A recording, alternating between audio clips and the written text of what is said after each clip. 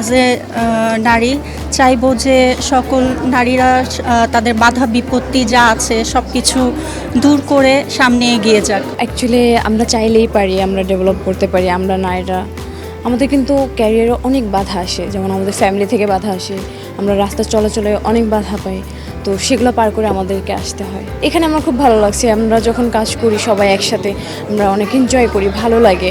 তো আমরা একটা পরিবারের সাথে থাকি। আসলে দিবস হিসেবে আটকে না থেকে প্রতিনিয়ত যদি কাজ করে তাহলে আমার মনে হয় যে আমাদের দেশকে, আমাদের ওয়ার্ল্ডে আর কি আরও ইমপ্রুভমেন্ট হবে। মেয়েদের যে ইয়েটা আছে, বা আমাদের বাংলাদেশ তো এমনি আসলে একটু হচ্ছে গিয়ে পুরুষ ডমিনেট করে মেয়েদের, তো এইটা আসলে মানে ইয়ে হবে যদি এটা শুধু একদিনের জন্য না, সবসময় যদি এটা থাকে।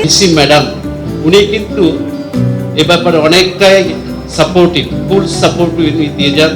আর উনি কতগুলো জিনিস করেছেন, আমার এটার জন্য খুবই ভালো লাগে যে মহিলা হিসাবে উনি যে ওই প্রিভিলেজ চাইল্ড তাদের সাথে উনি অনেক কাজ করেন। আর একটা জিনিস করেছে যেটা আমি ফেল করেছি, আমরা চেষ্টা করেছি, যেমন মহিলাদের নামাজের ব্যবস্থা বসুন্ধরায় প্রথম দিকে কোনো মসজিদে কোনোভাবে আমি অনেক চেষ্টা করেছি, অনেক বাধা বিপত্তি আমি কিন্তু ইমপ্লিমেন্ট করতে পারি নাই।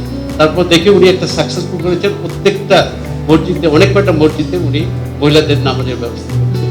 আপনারা চেষ্টা করবেন আপনাদের প্রত্যেকের পরিবারটাকে একটা ইউনিট করবেন। একটা রাষ্ট্র তো কাঠামো গড়ে ওঠে এক একটা পরিবারকে কেন্দ্র করে।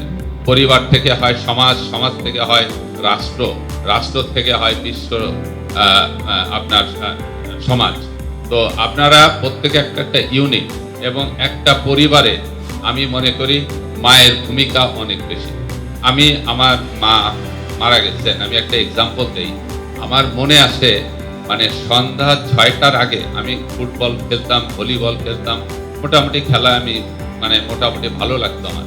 তো আমি যখন যেদিন 6টা বাজতো আমার বুকের মধ্যে ধক ধক শুরু হইতো, কারণ আমি জানি যে আমার জন্য একটা শাস্তি ওয়েট করতেছে পাশে।